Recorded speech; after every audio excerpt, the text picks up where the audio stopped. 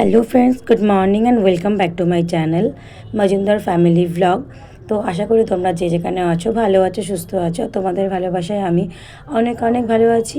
আমি দক্ষিণ চব্বিশ পরগনা জেলার ছোট্ট একটা শহর ক্যানিং থেকে তোমাদের প্রিয় পূজা। তো আমি নতুন ব্লগার নই, আগের থেকেই বলে দিলাম আমি অনেক দিনের ব্লগার। বাট আমার একটা আগে চ্যানেল ছিল সৃজা পূজা ব্লগ। সেই চ্যানেলটা কোনো রকমভাবে মানে ডিলিট হয়ে গেছে বা কোনো প্রবলেম হয়ে গেছে, তো চ্যানেলটা আমার কাছে আর নেই। তো ওটা অনেকটা দূর এগিয়ে গেছিলাম, অনেক সাবস্ক্রাইবারও ছিল, অনেক মানে ওয়াচ টাইমও হয়ে গেছিলো। বাট কপালের একটা জানো তো ফের থাকেই মানুষের জীবনে। মানে আর কিছুদিন গেলে আমি মনিটাইজেশন অন করতে পারতাম, আর্নিং করতে পারতাম। তো সেটা আর আমার হলো না কোনো রকমভাবে। তো কী করা যাবে, আবার আমি নতুন করে স্টার্ট করলাম জার্নি। তোমরা প্লিজ সবাই আমার পাশে থেকো আর অনেক অনেক ভালোবাসা দিও। আর যদি কোনো ভুল ত্রুটি হয় প্লিজ নিজেদের মনে করে ক্ষমা করে দিও। আর কমেন্ট করে অবশ্যই জানাতে ভুলবে না যে আমার ব্লগগুলো তোমাদের কেমন লাগছে।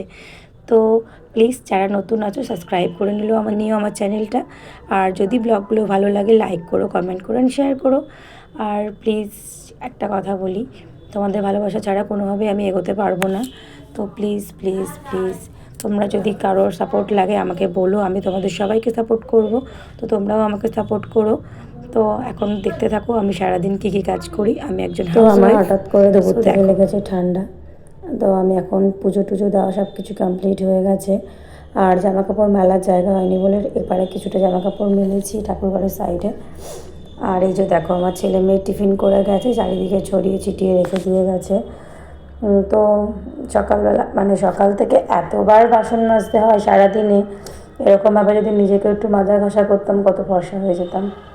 বাট কী বা করা যাবে, এটা তো জানো আমাদের মতো গৃহবধূদের প্রতিদিনেরই কাজ। বিশেষ করে যাদের হেল্পিং হ্যান্ড নেই তো তাদের তো জানো প্রচুর পরিমাণে কাজ করতে হয়।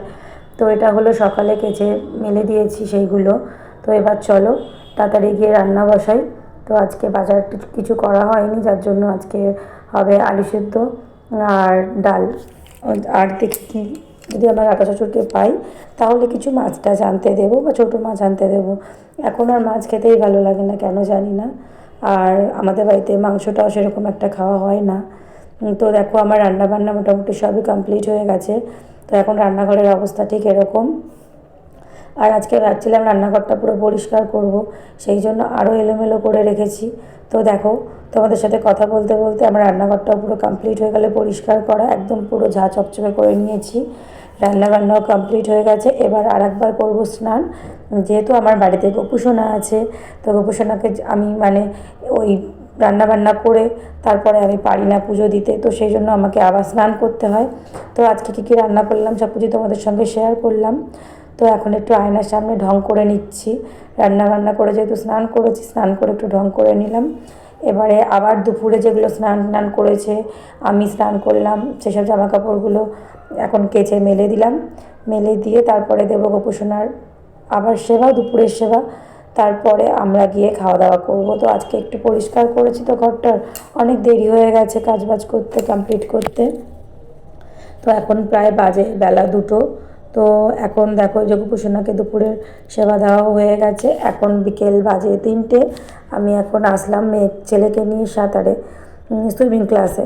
তো এই যে দেখো ঘুমের ঘরে উঠে এসছে, এখন মুখটা পুরো গোমড়া করে আছে, কথা বলছি কথাও তো বলছে না। তো এই যে দেখো এখন পুকুরে নেমে গেছে আমার ছেলে। এখন পুকুরে এবার আমার ছেলে কোনটা তোমরা তো জানো না, তো এখন দেখতেই পাবে যে এই যে সাঁতার কেটে কেটে যাচ্ছে মাঝখানে, ওই বাচ্চাটা হচ্ছে আমার ছেলে, সবে সবে শিখছে। ঠিক আছে,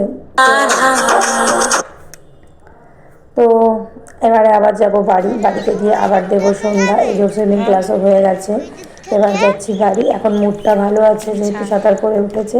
তো টাটা, আবার পরে দেখা হবে নতুন কোনো ব্লগে।